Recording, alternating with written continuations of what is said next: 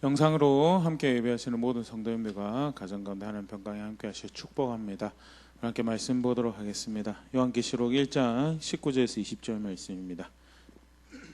요한계시록 1장 19절에서 20절 말씀 함께 읽겠습니다. 그러므로 네가 본 것과 지금 있는 일과 장차 될 일을 기록하라.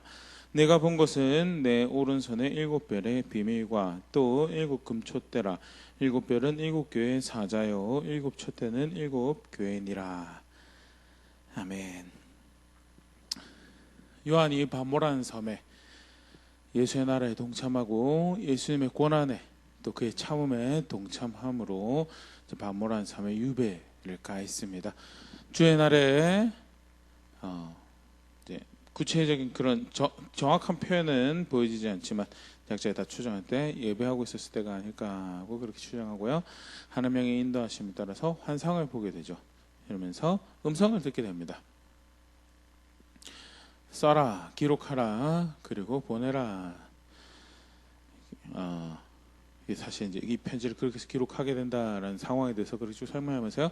말씀하신 이가 누구인지에 대해서 보기 위해서 뒤돌아서 볼 때 심판의 주로서 심판하시는데 그 심판하시는 권능과 위엄이 충만하신 그런 권능의 하나님으로서 예수님을 이제 마주하게 되고요. 두려워서 이제 엎드러지죠. 지난 수요일날 살펴봤던 대목인데요. 두려워하지 말라라고 말씀하시죠. 두려워하지 말라. 어떻게 근데 두려워하지 않을 수가 있는가? 성경이 두 가지로 사실 구별해서 이야기를 하고 있습니다.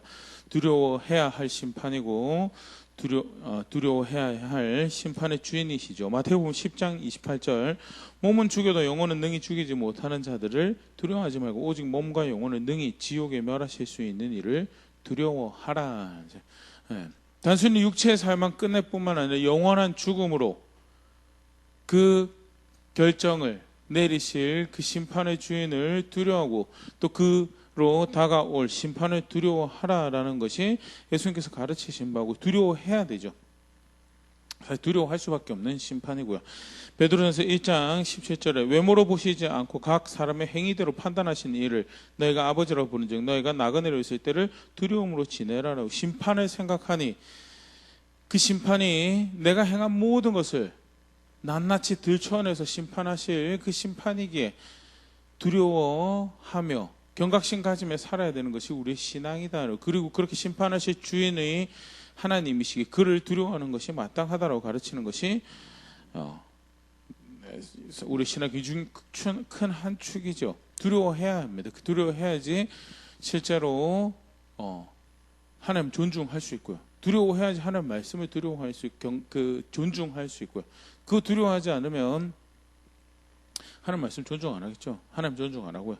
그래서 그런 측면에서 우리가 두려워하는 것을 그것이 우리의 동기가 되고 우리의 근거가 되어서 예수를 더 의지할 수 있고 예수님의 길을 더 따라갈 수 있는 그런 측면에서 두려워해야 되는 측면 분명히 있고요. 반대로 이제 요한계시록 본문 안에서의 표현이죠. 두려워하지 말라라는 말씀. 무엇을 근거로 두려워하지 않는가? 예수님을 처음과 나중으로 예수님께서 표현하신 그대로 예수님을 처음과 나중 되신 영원하신 하나님으로 죽으시고 부활하신 구원의 하나님으로 삶과 죽음을 결정하시는 주인으로 그렇게 알고 있다면 그래서 그의 길을 따르고 그의 제자가 되고 그를 선생으로 알아서 그의 길을 따르고 있다면 실제로 예수님을 그렇게 알고 섬긴 자를 했다면 사실은 심판을 두려워할 이유가 없다는 로마서 3장 24절 그리스도 예수 안에 있는 속량으로 말미암아 하나님의 은혜로 값없이 의롭다 하심을 얻은 자 되었느니라.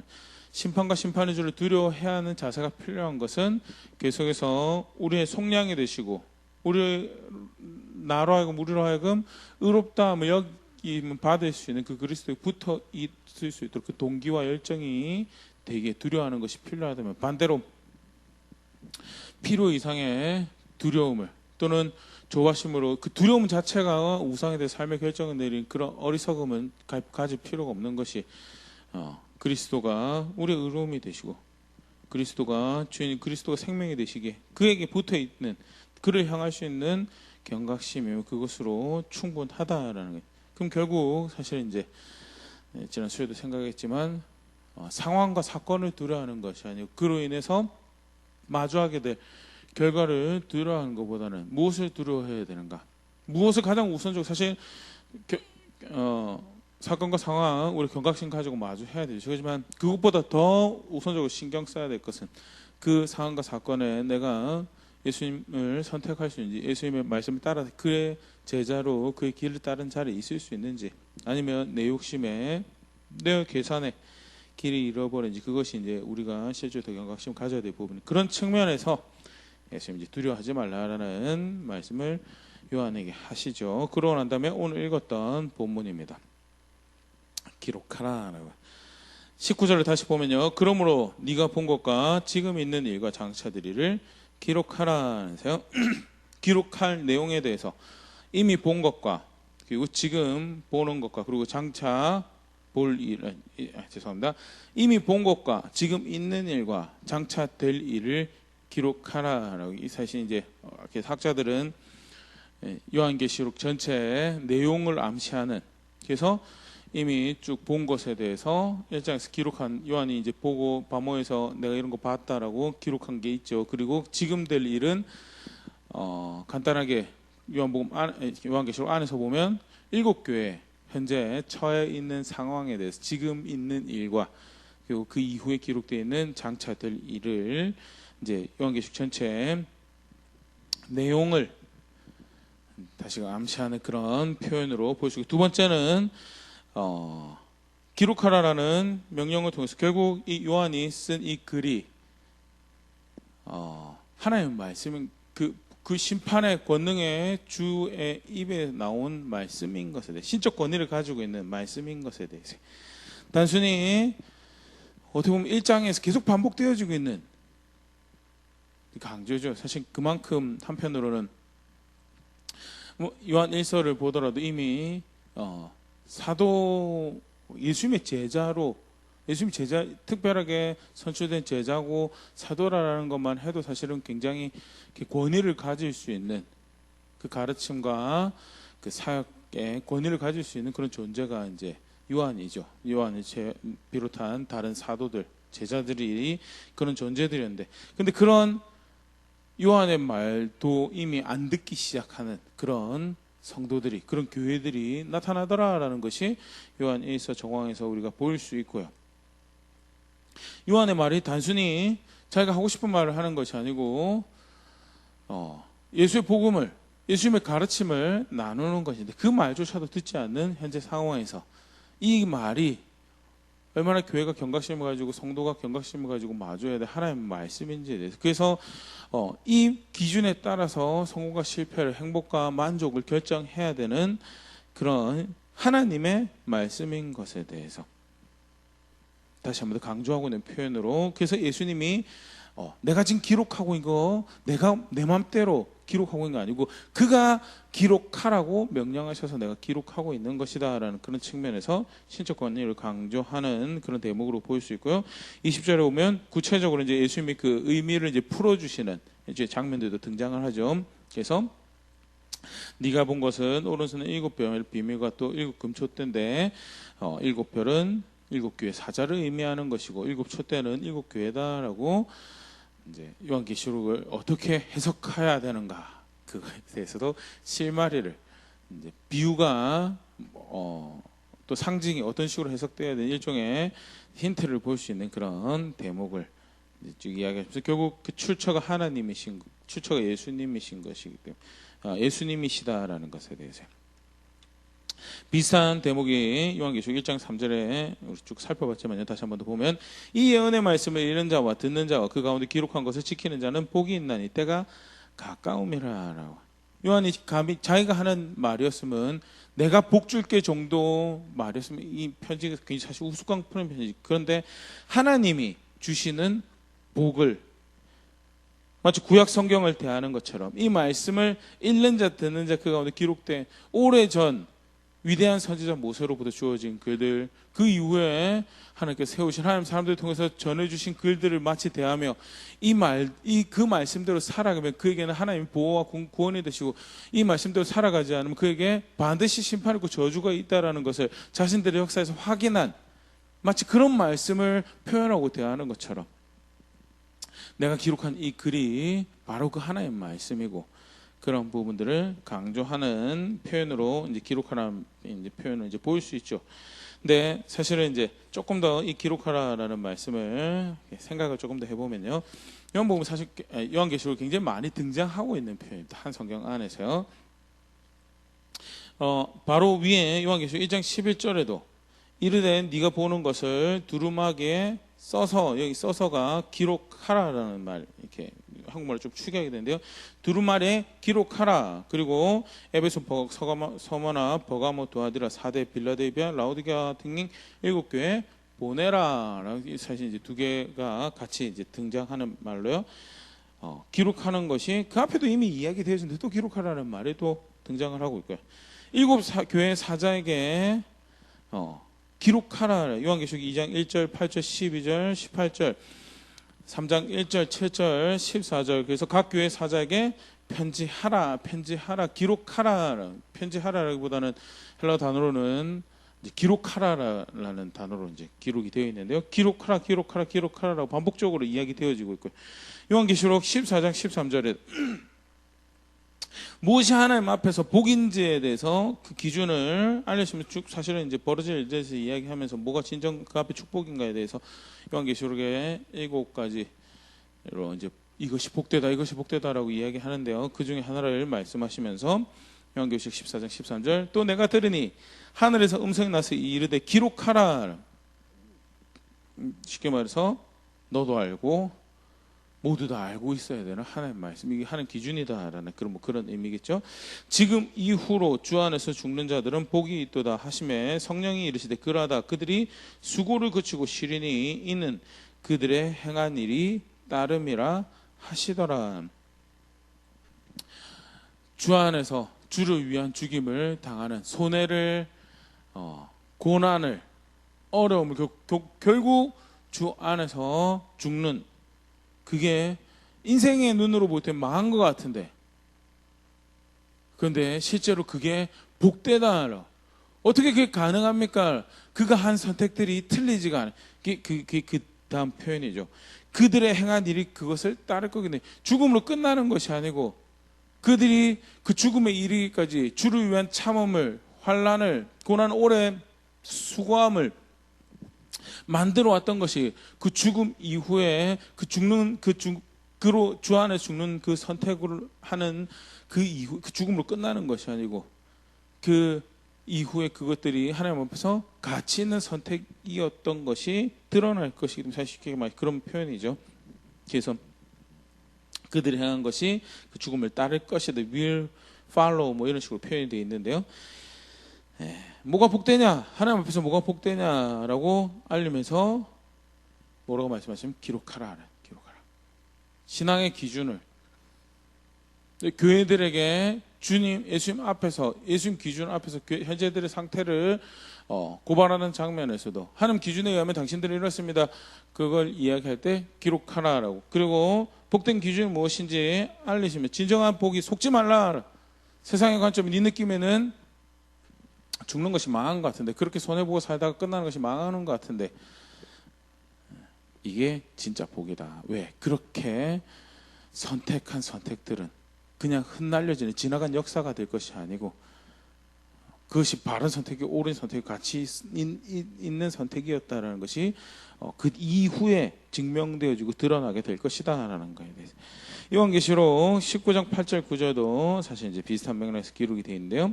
우리가 9절에 사실 기록하라라는 말씀이 등장하는데요. 어떤 걸 이제 쭉 말씀하셔서 기록하라라고 하시면요. 7절에 7절에서 9절이네요. 우리가 즐거워하고 크게 기뻐하며 그에게 영광을 돌리세 어린 양의 혼인 계약이 이르렀고 그의 아내가 자신을 준비하였으므로 그에게 빛나고 깨끗한 세마포 옷을 입도록 허락하셨으니 이 세마포 옷은 성도들의 옳은 행실이로다. 어린 양의 혼인잔치에 참여할 사람들이 그 참여할 수 있도록 그 일종의 자격이, 세마포 옷이 허락이 되었는데 그것이 어떻게 준비되어진 것이냐? 자신들의 옳은 행실로 우겨 싸는 환난 가운데 주를 위한 참음이 반복적으로 고백되어지는 역사의 시간의 흐름 가운데 그럼에도 불구하고 하나님 앞에서 옳은 선택을 한 성도들이 그 옳은 선택을 했다라는 것이 무엇을 준비한 것이냐? 흰 옷을 준비한 것이고 깨끗한 옷을 준비한 것이고 그것이 이제 어린 양의 혼인 계약이 이르러 9절에 그래서 천사가 내게 말하기를 기록하라 가르치라. 너도 반드시 알고 너희 그를 받는 모든 교회가 성도가 알도록 하라라는 그런 표현이죠. 어린 양의 혼인잔치에 청함을 받은 자들이 복이 있도다. 쉽게 말해서 옳은 행실로 어린 양의 혼인잔치를 준비하는 자들이 복이 있다는 거죠. 또 내게 이르되 이것은 하나님의 참된 말씀이라 하기로. 옳은 선택들을 하는 것, 하나님 앞에서 바른 선택을 하는 것, 손해보는 것 같은 것, 예나 지금이나 마찬가지고 여전합니다. 그럼에도 불구하고 그 선택이 앞에는 설령 그걸로 인해서 죽게 되더라도 그게 복되다라고 이야기하면서, 왜냐하면 그 선택들이 역사에서 네가 죽음으로 인해서 이제 그 선택들이 홀라당 다 없어지고 사그러지는 것이 아니고 너의 선택이 네가 행한 수고가 행한 일이 그것이 따를 것이 그 이후로도 계속 따를 것이기 때문에 그것이 가치 있는 선택을 한 것이 드러날 것이 복이 있다라고 하는 거라면 똑같은 표현입니다. 옳은 행실을 하고 그 가운데 수고를 감내한 것들이, 참음을 감내한 것들이 무엇으로 하나님 앞에 드러날 거냐? 잔치에 참여할 자격을 가진 옷이 준비되었다라는 것으로 드러날 것이기 때문에 그들이 복되다라고 이야기하면서 이게 하나님 말씀이다. 이게 하나님 말씀입니다. 속히 오시겠다고 하셨는데 지체함 없이 단번에 오실 거다라고 하셨는데 그 오시기 전까지 쉽지 않은 시간들이, 유혹들이, 미혹들이, 거짓 같은 가르침들, 그로 인한 여러 가지 일들이 쉽지 않은 신앙의 여정들을 걸어갈 터인데 무엇이 진정한 복이냐? 그 잔치에 참여할 옷을 준비하는 참음과 인내의 걸음을 건너가는 것이, 수고를 해가는 것이 그게 복되다라고 얘기하면서 이게 하나님 말씀이다. 기록하라라고 이제 말씀하시는 것이요. 사실 요한계시록에 그렇게 사용되어지고 있는 부분에 또 요한계시록 21장에 보면요, 5절에 기록하라는 말씀이 하나 등장을 하고 있는데요. 21장 5절, 보좌에 앉으신 이가 이르시되 보라 내가 만물을 새롭게 하노라 하시고, 또 이르시되 이 말은 진실하고 참되니 기록하라 하시고, 결국 일의 모든 결국이 어떻게 될 거냐? 하나님이 결국 새롭게 할 거다. 그가 주인으로서, 그가 경영자로서 죄의 저주 아래 각자의 나름의 질서를 따라서 나름의 예매들을 만들고 그것으로 성공과 실패를 규정하는 그 모든 것들을 내가 뒤엎어버릴 것이고 내가 새롭게 할 것이다 라고, 내가 그 주인으로, 내가 그 경영자로 내가 옳다, 내가 좋다라고, 선하다라고, 내 앞에 선하다고 여겨지는 그 기준 앞에 세상을 다시 그것을 새롭게 하고, 그게 결국 다르게 표현하면 새하늘과 새 땅을 의미하는 거죠. 내가 만물을 새롭게 할 거, 옛 것은 다 지나가고 새롭게 할 것이다. 일의 결국 이 세상이 어떻게 될 것인가에 대해서 종점을 알았을 때 결국 무엇이 가치 있는 것인지 가치 없는 것인지 드러나겠죠. 그런데 기록하라라고 하시면서 일의 결국은 어떻게 될 거냐? 하나님이 정리하실 것이다. 하나님이죠. 그러면서 6절에 그걸 강화하죠. 또 내게 말씀하시되 이루었도다. 나는 알파와 오메가의 처음과 마지막이라. 내가 생명수 샘물을 목마른 자에게 값없이 주리니 이기는 자는 이것들을 상속으로 받으리라. 나는 그의 하나님이 되고 그는 내 아들이 되리라. 이기는 자는 하나님 말씀을 붙잡고 끝까지 싸워서 타협하지 않고, 욕심에 미혹당하지 않고, 들리는 소문에 미혹당하지 않고, 환경에 무릎 꿇지 않고, 상황에 무릎 꿇지 않고, 그래도 하나님이 이걸 기뻐하시니 내가 이걸 선택하겠습니다. 그래도 하나님이 이것을 즐거워하시니, 하나님이 이것을 거룩하다, 하나님이 이것을 옳다 하시니 내가 이걸 선택하, 그게 성경에서 말하는 이기는 거죠.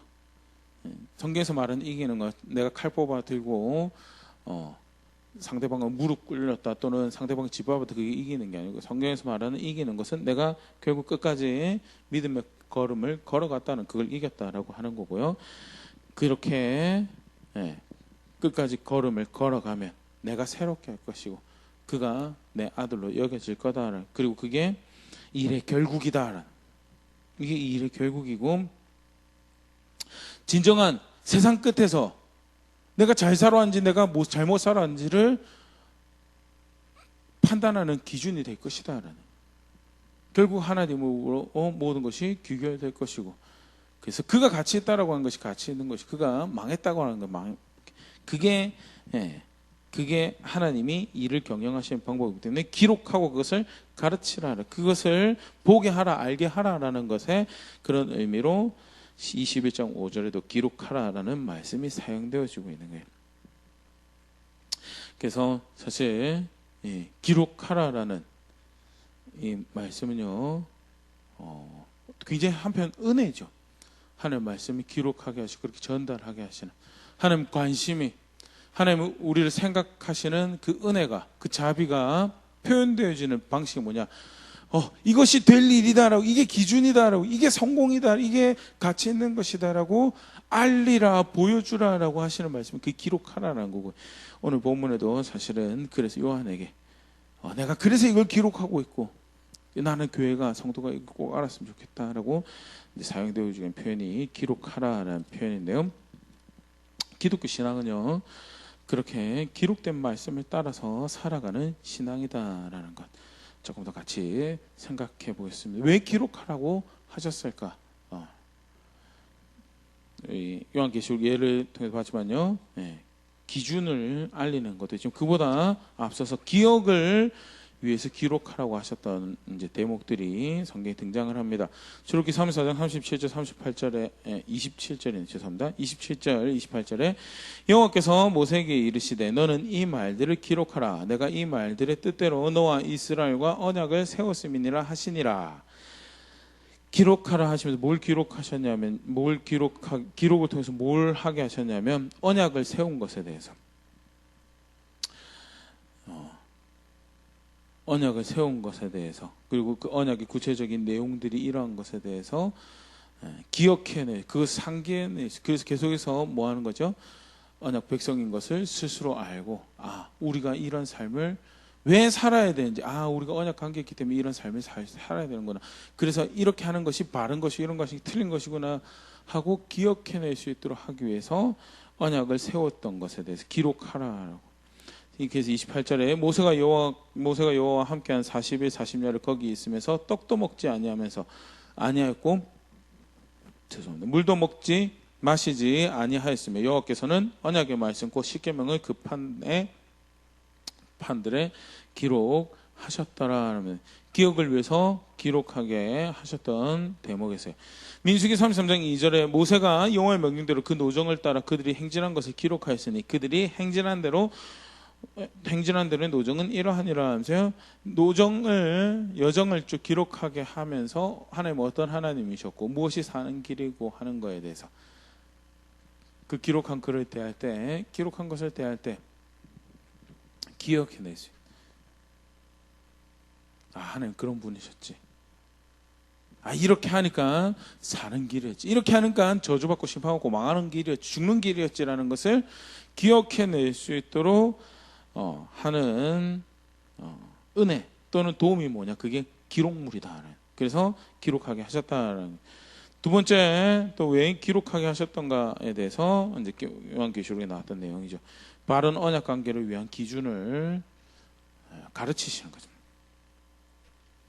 신명기 30장 9절에서 10절 네가 내 하나님 여호와의 말씀을 청정하여 율법책에 기록된 그의 명령과 규례를 지키고 내 마음을 다하며 뜻을 다하여 여호와 내 하나님께 돌아오면 내 하나님 여호와께서 내 손으로 하는 모든 일과 내 몸의 소생과 내 가축의 새끼와 내 토지 소산을 많게 하시고 내게 복을 주시되 곧 여호와께서 내 조상들을 기뻐하신 같이 너를 다시 기뻐하사 내게 복을 주시리라.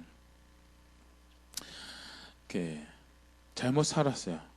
그래서 포로로 끌려가는데 본래 돌아올 자리로 돌아와야 되는 이제 망했어요.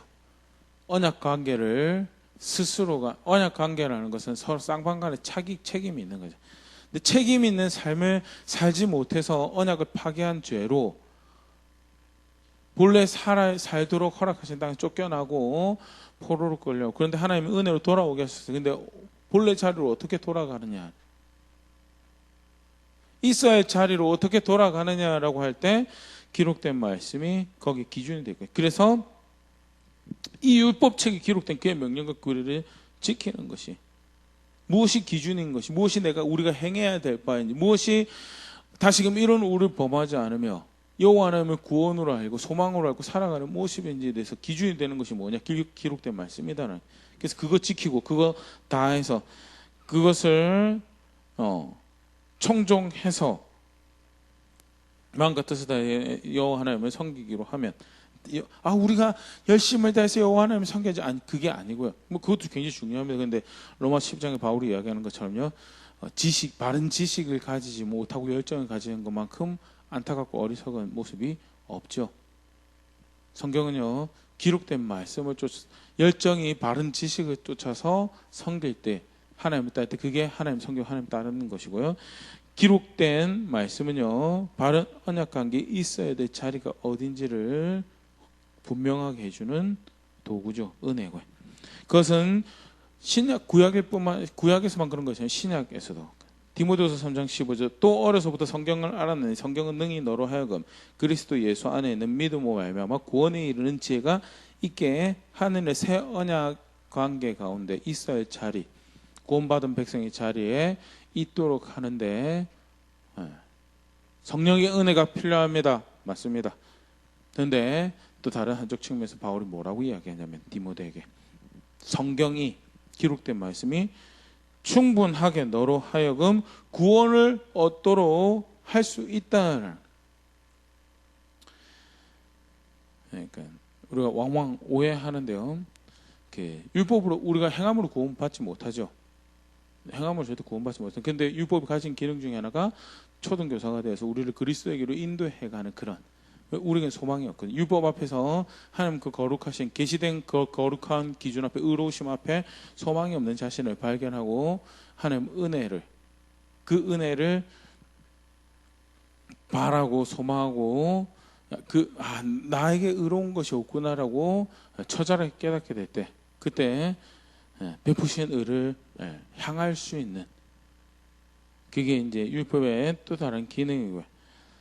예를 들어서 그런 부분들이 이제 구원에 이르게 하는 지혜가 있도록 하죠. 또 사실 법만 기록된 게 아니죠. 구약 성경에 이미 그리스도에 대한 이세 줄기를 통해서 올 메시아에 대해서, 고난받는 종으로 올 메시아에 대해서 처녀가 잉태하여서 놓는 아기를 통한 구원에 대해서, 회복된 하나님 나라에 대해서 충분히 가르치고 있고요. 그래서 분명히 이야기하는 것이 새 언약에서 구원받은 하나님 백성의 그 구원받은 하나님 백성으로서 바른 자리로 살아가는, 구원에 이르는 지혜가 기록된 말씀 안에 있고, 그것은 능히 그것 충분하게 너로 하여금 그리스도 예수 안에 있는 믿음으로 말미암아 구원에 이르게 할 수 있다라는, 그게 성경이 기록된 말씀이 가지고 있는 중요한 기능이죠. 그래서 베드로후서 1장 19절에서도 누구보다도 믿음으로 예수님의 십자가 부활을 알고 있는 베드로가, 믿음으로 의롭게 되는 것을 알고 있는 베드로가 성도들에게 권면하면서 이야기를 할 때, 베드로서 1장 19절, 또 우리에게 더 확실한 예언이 있어 어두운 데를 비추는 등불과 같으니 날이 새어 새별이 너희 마음에 떠오르기까지 너희가 이것을 주의하는 것이 옳으니라. 교육 성경을 이야기하는 거죠. 그 성경이 그것 통해서 우리에게 말씀하신 하나님 뜻이 분명하게 이해되고 알게 되고, 그것이 내가 살아야 될 모습이 이런 모습이구나라고 마음에 떠오르기까지 그것을 상고하고 그것에 경각심과 심 살피며 공부하며 그것을 집중적으로 주의하는 것이, 그것이 바른 신앙의 자세다 하는, 그러면서 그 앞에 그게 사실 무엇을 이야기하려고 그게 이제 등장을 했냐면요. 베드로서 1장 12절에 그러므로 너희가 이것을 알고 이미 있는 진리에 서 있으나 내가 항상 너희에게 생각나게 하려 하노라. 이미 진리에 서 있는데 그 진리를 항상 너희에게 생각하려고 결국 사실은 따라야 할 진리가 무엇인지, 삶을 의탁해야 할 진리가 무엇인지를 이야기해 주려고 쭉 이야기합니다. 그러면서 자기가 이제 경험했던 변화산 경험도 살짝 이야기를 하게 되죠. 그런데 그런 경험보다도 더 확실한 예언이 있다는, 경험이 틀렸다, 경험은 아예 무시해야 된다, 그게 아니고요. 근데 그거보다 더 확실한 게, 더 그거보다 분명한 게 있다. 그게 뭐냐? 하나님 말씀, 기록된 하나님 말씀이고, 그렇기 때문에 하나님 백성인 너희요, 새 언약의 구원받은 백성인 너희요, 그것이 무엇을 의미하는지 그 말씀 안에서 하나님이 말씀하시고자 하는 것이 분명하게 너희에게 샛별이 떠오를 그때까지 너희가 그것을 묵상하고 읽고 묵상하고 가르치고 공부하고 연구하고 하는 것이 너에게 필요한 것이다. 그게 진리 가운데 서 있는 것이고 진리를, 삶을 의탁할 진리를 따르는 것이다. 신약에서도 그렇고 구약에서도 그렇고요. 언약관계의 바른 기준을 하나님께 주시기로 선택한 방법이 뭐냐? 그게 기록하신 말씀이다라는 게 놀라운 은혜죠. 사실 성경을 가지고 있다는 거죠. 그리고 기록하라라고 오늘 요한에게 이야기하신 부분도 엄청난 은혜구나라는 걸 다시 생각할 수 있는 대목인데요. 근데 아니 오늘 본문에서도 그렇던 것처럼요, 요한에게 하나님 영이 음성으로, 환상으로, 꿈으로, 비전으로 그렇게 이야기해주면 조금 더 영적인 것 같고 조금 더 그럴싸한 거고 조금 더 하나님 말씀 같지 않습니까? 아니 그렇게 하실 수 있는 분이 왜 굳이 기록이라는 매체로 우리에게 하나님의 말씀을 주시고 그것을 굳이 사실은 꿈이나 환상이나 어떤 불가항력적인 것으로 주심은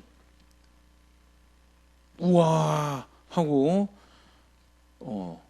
생각도 느낌도 의지도 무릎 꿇기가 좀 더 편할 것 같은데, 내 삶도 무릎 꿇기가 훨씬 편할 것 같은데 굳이 기록된 매체를 선택하셔서 의지를 드리고 감정을 드리고 삶을 들여서 무릎 꿇기로 작정을 하고 선택이라는 과정을 통해서 하나님을 선택하도록, 하나님을 따르도록 그렇게 하셨는가?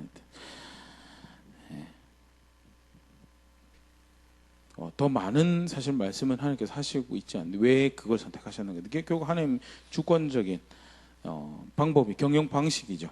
근데 기록을 위해서, 기준을 가르치기 위해서 기록된 말씀을 주셨고, 그게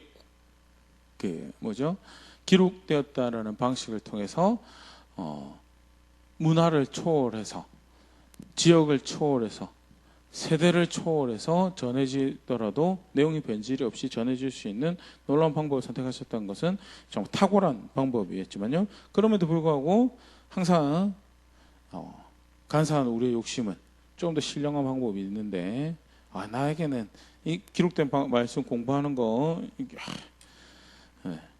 평생을 공부해도 감히 다 자신 있게 알 수 있다라고 이야기하기가 참 어려운 그 하나님 말씀을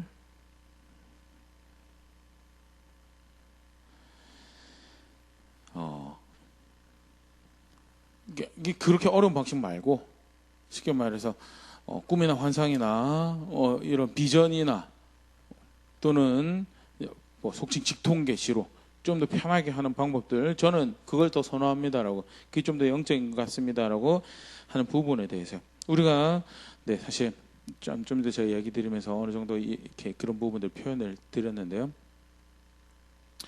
그런 하나님 쪽에서 이야기하시는 것과 다른 기록물로 주셨을 때 우리에게 베푸신 놀라운 은혜가 사실 중요한, 아주 구별되고 독특한 은혜가 하나 있습니다. 그게 뭐냐면 우리가 하나님을 선택하는 한 표현으로 이 기록된 말씀을 움켜쥐는 겁니다. 다르게 표현해서 꿈으로 보여주셨을 때 꿈은 우리가 어떻게 할 수 있는 게 아니죠. 다니엘이 보고 싶고 보고 싶지 않건 상관없이 하나님은 환상으로 손이 등장을 해서 글자를 쓰셨고요. 꿈으로 이야기하시고 불가항력적인 방법인데, 근데 기록된 매체로 하는 말씀을 주신 거거든요. 우리가 그것을 부족하지만 연약하지만 아직 어리석지만 그래도 이게 옳은 것 같다, 그리고 이게 내 삶을 걸만한 진리다라고 선택하는 과정을 통해서 우리가 뭐죠? 의지를 들여서 하나님을 선택하는, 성경이 여러 가지로 표현합니다. 그걸 우리가 그걸 믿음이라고 하기도 하고요. 그것을 하나님의 영광에 참여하는 거다라고 하기도 하고요.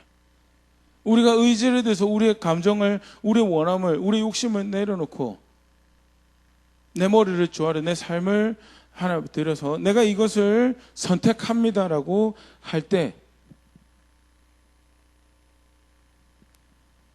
기록된 말씀을 선택하는 것을 통해서 우리는 내가 의지를 들여서 내가 하나님께서 내게 주신 자유를 통해서 나는 하나님을 선택합니다. 내가 그렇게 하나님을 존중하고 내가 그렇게 하나님을 사랑합니다라는 것을 고백할 수 있는 기회를 얻게 되는 것이고요. 사실 믿는다라고 고백하는 것은요, 그걸 의미하는 게 요한복음 15장 10절, 내가 아버지의 계명을 지켜 그의 사랑 안에 거하는 것 같이 너희도 내 계명을 지키면 내 사랑 안에 거하리라. 그다지 하나님이 만드신 방법을 존중하지 않는 사람들은요, 마치 로봇처럼 살면서 불가항력적인 방법으로 하나님의 것을 선택하길 원합니다. 그리고 그거를 아주 그럴싸한 표현으로 은혜라고 이제 뭐죠? 라벨을 붙이죠. 그런데 물론 은혜입니다. 하나님 은혜가 없으면 하나 되는 거 없어요. 그런데 중요하게 성경은요, 한쪽 측면에서 그것을 하나님 전적으로 하나님 은혜가 가능하게 하는 것임에 대해서 이야기하면서 또 반대 한쪽 측면에서는 철저하게 선택에 의한 것입니다. 많은 성경 표현들이 하라 하지 말라는 명령문으로 존재하면서요, 결국 순종의 책임이 있는 사람에게 네가 선택하라는 것을. 처음부터 그러셨죠. 신명기 30장에 생명과 복, 사망과 저주가 네 앞에 있으니 선택하라니. 기록된 말씀을 사실 주신 여러 가지 이유들에 대해서 조금 더 이렇게 생각해 볼 수 있지만, 분명한 거 하나는요, 기록된 말씀을 주셔서 우리로 선택하도록 하신 거예요. 물론 계시가 있고 꿈이 있어도 선택 안 할 수도 있죠. 그런데 기록된 말씀이 더 우리가 의지를 들여서 하나님을 존중하기로, 하나님 사랑하기로 선택해야지 그 진리, 그것을 삶의 진리로 받아들이고 그렇게 따라서, 그게 결국 사실 믿음인 거고, 그게 하나님 사랑하는 거고요. 하나님은 하나님의 형상이 그렇게 의지를 들여서 그 자신의 자유를 사용해서 하나님 선택하는 그런 하나님 백성이, 하나님의 사람이 되기를 원하시고요. 그게 신앙, 그게 성경의 신앙이죠. 관련해서 마지막 한 가지 생각해 보면요, 이제 오는 주일이 종려주일이죠. 종려주일, 이제 예수님이 마지막 십자가에 못 박히실 것을 위해서 예루살렘 성에 입성하시던 이제 그것을 이제 기억하고 감사하는 그 종려주일부터 시작해서 한 주간이 고난 주간이고, 그리고 부활절이 이렇게 다가오게 되면서 예수님 오심에 대해서 그 십자가 부활을 다시 한 번 더 생각하는 그런 기회를 가지는데요. 예수님이 예루살렘 올라가시기 전에 이제 누가복음에 이렇게 보면 19장에 이제 들렀던 마을 중에 하나가 여리고라는 마을이고, 여리고에서 있었던 일의 기록이 되어 있는 사건 중에 하나가 뭐냐면 삭개오를 만나신 세리였던 삭개오를 예수님 만나신데, 우리 잘 아는 이야기죠. 키가 작아가지고, 그런데 그 예수님을 이렇게 보기 원하는, 알기 원하는 그런 갈급함이, 아웃사이더, 아싸죠. 자신의 삶이, 자신이 가치 있는 것을 잘 모르던 자신의 가치가 무엇인지 사회에서 철저히 외면해서 철저하게 자기 혼자 살아남을 방법을 선택해서 살아갔던 것이 세리가 되었고요. 당시 세리는 이제 그 백성과 정부 사이에서 일종의 마진을 뜯어 자신의 부를 그래서 함부로 하진 못하지만 매국노와 같은 그런 존재로 여겨졌던 것이 죄인이죠. 그런 삶의 방식을 선택해서 살아가고 있는 삭개오인데 그 가죽 안에 있던 갈급함으로 인해서 예수님 보기 위해서 나무 위에 올라가고요. 그때 예수님이 이제 삭개오에게 이제 이렇게 말씀하십니다. 누가복음 19장 5절 예수께서 그곳에 이르사 쳐다보시고 이르시되 삭개오야 속히 내려오라 내가 오늘 너희 집에 유하여야 하겠다 하시니 이제 복음이죠. 들려진 복음이죠. 우리로 치면 하나님의 아들이 너를 위해서 너의 죄를 위해서 너를 대신하여서 죽으시고 부활하셔서 그래서 너로 그 안에서 살 수 있도록 하셨다는 오늘 너는 그를 너의 구원의 주인으로 죄 용서의 주인으로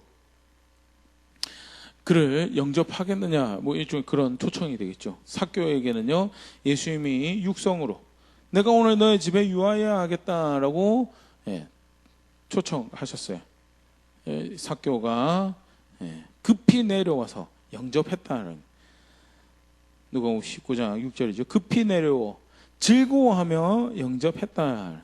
그런데 7절에 무 사람이 보고 수군거려 이르되 저가 죄인의 집에 유하러 들어갔도다 하더라. 8절에 삭개오가 서서 주께 여짜오되 주여 보시옵소서 내 소유의 절반을 가난한 자들에게 주겠사오며 만일 누구의 것을 빼앗은 일이 있으면 내 갑절이나 갚겠나이다. 예수께서 이르시되 오늘 구원이 이 집에 이르렀으니 이 사람도 아브라함의 자손이미로다. 삭개오가 예수님을 영접합니다. 예수님 영접하죠. 받아들이 receive 자신의 삶과 자신의 집에 예수님 받아들이는데요. 사람들이 예수님하고 함께하기 합당하지 않은데 삭개오의 삶은 예수님하고 함께하기 합당하지 않은데 삭개오의 삶은 예수님과 함께 동행하는 것이 합당하지 않은데 그러니까 이제 삭개오가 이제 놀라운 고백을 8절에 좀 전에 읽었는데요. 소유의 절반을 가난한 자에게 주고 만일 누구 것을 빼앗은 일이 있으면 내 갑절이나 갚겠나이다. 그때 예수님이 뭐라고 하시면 오늘 구원이 이 집에 이르렀으니 이 사람도 아브라함의 자손이미로다. 이 어떤 학자들은 시간차를 이제 이야기하기도 하는데요. 영접했다라고 이야기가 앞에 나오는데 그럼에도 불구하고 오늘 임했다라고 하시는 것은 삭개오의 두 번째 삭개오의 고백 이후에 회개의 고백 이후에 등장하는 것을 그래서 진정 예수를 영접하는 것은 그냥 단순히 그를 내가 예수님 아는데 예수님 좋은 분이신 거 아는데 그게 아니고 예수님과 동행하기에 합당한 걸음을 만들어가는 그게 실제로 예수님을 믿는 것이고 그게 뭐냐 사실 표면적으로 봐도 회개구나라는 것을 우리가 볼 수 있죠. 그런데 구체적으로 이 고백이 가지는 의미는요 단순히 내가 그 전에 사람들에게 좀 강팍하게 세금도 막 뺏고 또 가난한 사람도 잘 안 도와주고 그렇게 살았으니까 이제 조금 돕고 그렇게 살겠습니다. 그 정도 내용이 이제 나쁜 사람인데 지금 착한 사람처럼 살겠습니다라고 이야기하는 정도가 아니다라는 게 구체적으로 정확하게 배상의 규례나 긍휼의 규례를 따르는 것은 아니지만요. 자기만을 위해서 그래서 자기의 지갑을 부풀리고 자기의 창고를 곳간을 채워놓는 그런 삶의 방식으로 살았던 것에 대해서 그것이 하나님의 법에 의하면 하나님의 백성이 살아갈 모습이 아니거든요. 레위기 19장 9절 10절 우리 너무 잘 아는 말씀인데 너희가 너희 땅에서 곡식을 거둘 때 너는 밭의 모퉁이까지 다 거두지 말고 내 떨어진 이삭도 줍지 말며 내 포도원의 열매를 다 따지 말며 내 포도원에 떨어진 열매도 줍지 말고 가난한 사람과 거류민을 위하여 버려두라. 나는 너의 하나님 여호와이냐. 네가 비록 열심히 일하고 네가 땀 흘려 수고해서 얻는 수확이고 열매지만 내가 그들의 그것들의 그 수확의 열매의 일부를 네 주변에 사는 가난한 사람들, 네 주변에 도움이 필요한 사람들이 너의 밭에 들어왔을 때 그들이 먹을 것을 취할 수 있는데 그들의 몫으로 내가 정하였으니 너는 수확할 때 일부를 남겨두라라고 말씀하셨던 것이, 그것은 네 동네에 살고 있는 가난한 사람과 나그네들을 위한 몫이다라는 것이, 그게 하나님의 백성이 살아가는 모습이. 근데 뭐 이미 삭개오가 살아갈 당시에는요, 바벨론 문화, 페르시아 문화, 헬라 문화, 하나님 백성이 살아가는 고유 문화는 많이 퇴색해버린. 그래서 시장 경제를 따르고 자기가 자기 배 부부리면 그것이 가장 큰 경제 생활의 목적이 되는. 가난한 사람을 도와주는 거는 그래 나중에 다 벌고 나면 내가 여유가 좀 있으면 하지. 아니요. 하나님은 이미 그 수입의 그 수확의 일부를 그들의 몫이다라고 규정한 것이 하나님 백성이 살아가는 방식이고요. 11조에도 사실 그래서 레위인을 위한 몫이 정해져 있었고, 그 다음에 구제를 위한 것이, 교제를 위한 것이 이 몫이 딱 그 목적이 헌금의 목적이 정해져 있었거든요. 긍휼의 규례가 있었고, 그렇기 때문에 지금까지 살아올 때 내가 그것을 존중하지 않고 살아왔었는데 이제 내가 그것을 마음 깊이 존중하여서 내 삶에 어그러진 것을 그리로 돌이킵니다라고 기록된 말씀을 향해서 돌이키는 자세가 뭐냐? 내 수입의 절반을, 내 소유의 절반, 현재까지 내가 배부른 내 지갑 채우고 내 곳간 채운 그 소유의 절반을 가난한 사람들, 이제까지 내가 그렇게 하지 않았었던 것에 대해서 내가 정말 마음으로 뉘우치고 내가 잘못한 것을 내가 압니다라고, 내가 그래서 다시 글로 돌이킵니다라고 선택하는 고백이 사실은 단순히 착한 사람 되겠습니다라는 고백이 아니고요, 그런 의미의 고백이고요. 다음에 빼앗은 것이 있으면 배상의 규례에 대해서 민수기 5장 6절 7절 보면요, 이스라엘 자손에게 이르라. 남자나 여자나 사람들이 범하는 죄를 범하여 여호와께 거역함으로 죄를 지으면 그 지은 죄를 자복하고 그 죄값을 온전히 갚되 5분의 1을 더하여 그가 죄를 지었던 그 사람에게 돌려줄 것이요, 배상 100% 배상합니다. 그리고 플러스 20%를 더해서 5분의 1을 더해서 배상을 해서 지었던, 손해를 입혔던 죄에 대해서, 그의 권리를 존중하지 않았던 거에 대해서 뉘우치고 회개해라라고, 그리고 관계를 회복하라라고 주셨던 규례가, 배상의 규례가 있습니다. 그런데 내가 지금껏 돌보지 않았던 거였어요. 그 누구의 것을 빼앗는 것에 대해서 아무런 양심의 가책도 없이 내 지갑 채우고 그들의 권리를 존중하지 않고, 사실은 그 전에 삶의 방식에서는 그게 문제가 아니었어요. 왜? 다른 세리들 다 그렇게 살아가거든. 동시대 세리들은 다 그런 식으로 살아갔어요. 그래서 세리들이 지탄받고 죄인이다라고 손가락질 당하는 것이 그런 측면에서 발생했는데, 그런데 이제 내가 예수님과 동행하며 하나님을 나의 주인으로 할게, 결국 그의 말씀으로 내가 돌이켜서 내가 지금까지 그 하나님의 말씀을 가볍게 여기고 존중하지 않았던 것을 돌이켜서 내가 빼앗은 것이 있으면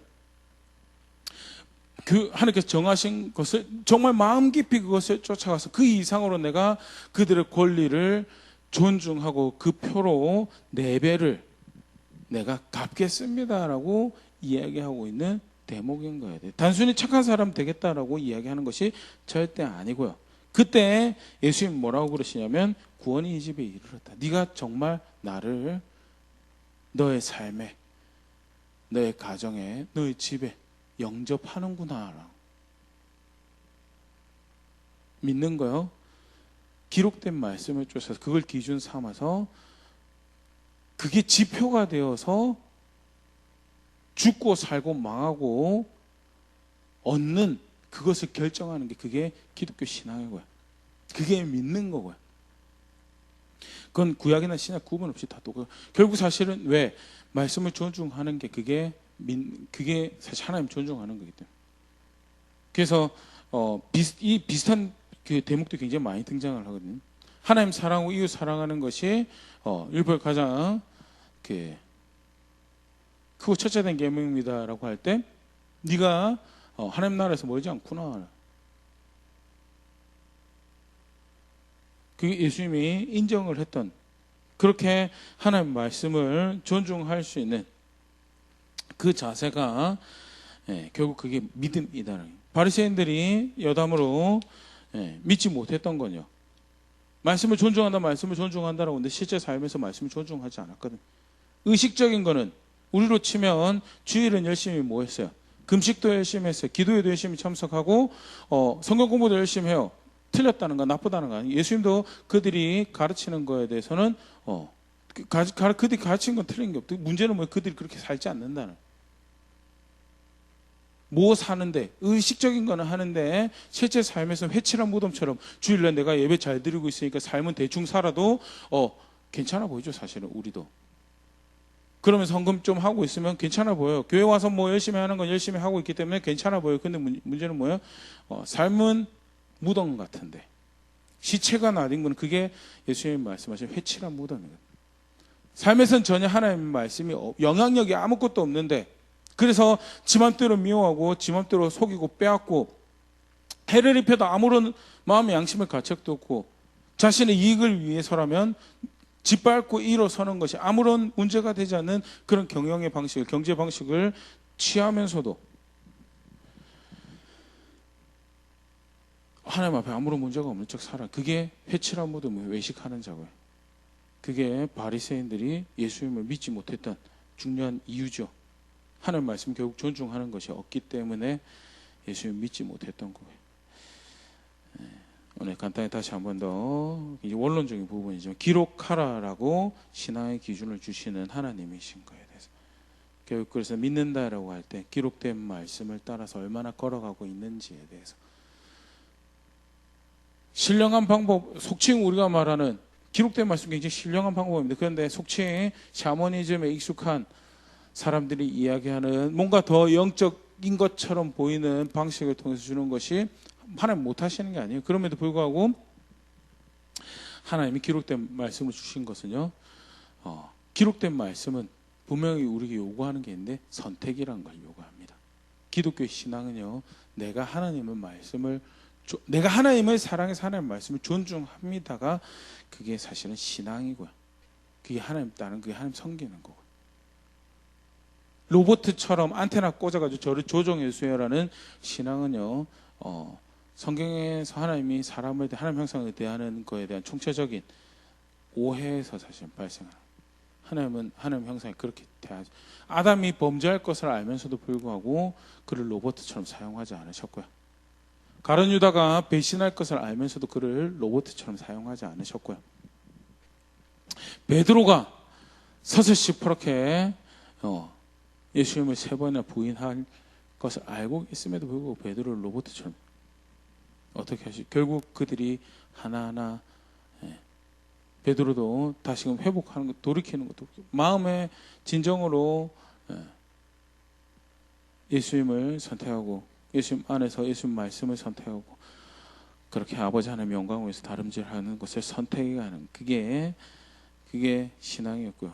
그리고 그때 선택은요, 하나님 말씀, 기록된 말씀을 따라 살고 죽는 것을 선택하는, 그게 기독교 신앙이다라는 부분에서 다시 한 번 더 그렇게 칠 때 사도 요한에게 오늘 말씀하신 기록하라라고 말씀하시는 것은요, 엄청난 은혜죠. 엄청난 은혜.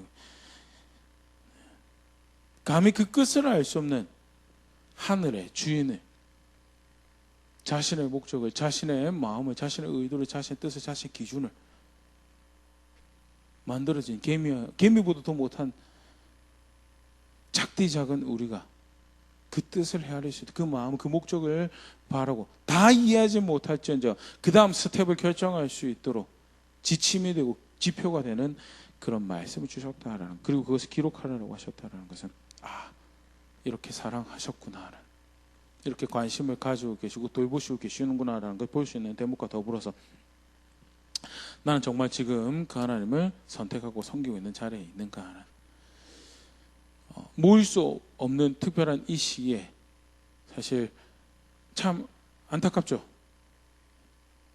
모여야지 사실 그게 정상적으로 가는 건데, 그런데 우리가 모이는 것이 다른 사람에게 해를 입히고 더 나아가서 교회가 마치 혐오 시선의 혐오 단체처럼 돼버리는 그런 그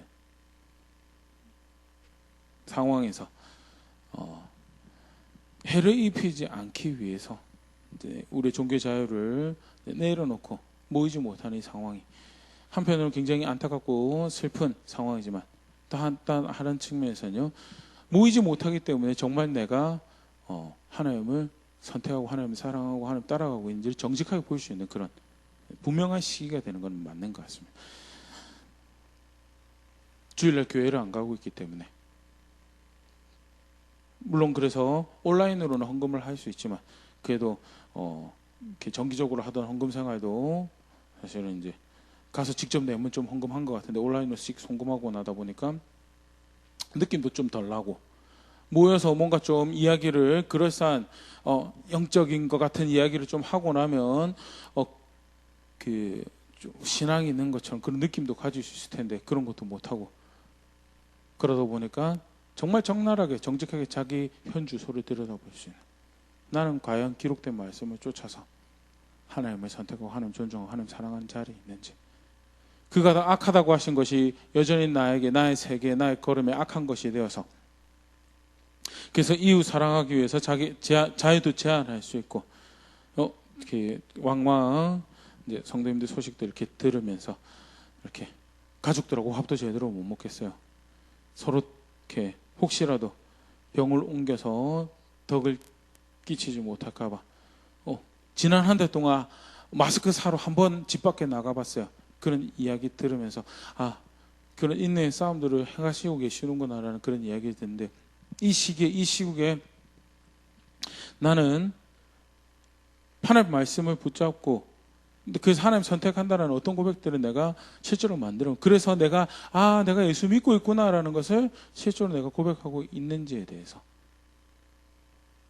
주일로 감출 수 있고 여러 가지 다른 종교적인 활동으로 감출 수 있는 적나라한 나의 마음을, 나의 삶의 실태를 다시 한 번 더 들여볼 수 있는 좋은 기회인데요. 한번 그렇게 살펴볼 수 있으면 좋을 것 같고요. 기록하신 말씀을 쫓아서 구별하고 분별하고 그렇게 하나님 선택하는 것이 믿는 것임에 대해서, 이제 다음 주 고난주간 앞두고 부활주일 앞두고 정말 그렇게 생명에 대해서 예수를 믿고 있는지 한번 돌아볼 수 있으면 좋을 것 같고요. 보이지 못하는 이 시간이 하나님에 향한 우리의 사랑을 더 이렇게 강화하는 그런 시기가 될 수 있으면 좋을 것 같고요. 옳은 것이, 바른 것이 무엇인지 말씀 앞에 서서 자신을 빚어가고 또 그렇게 하나님 향해서 걸음걸음 옮겨갈 수 있는 그런 시기가 될 수 있으면 좋을 것 같습니다.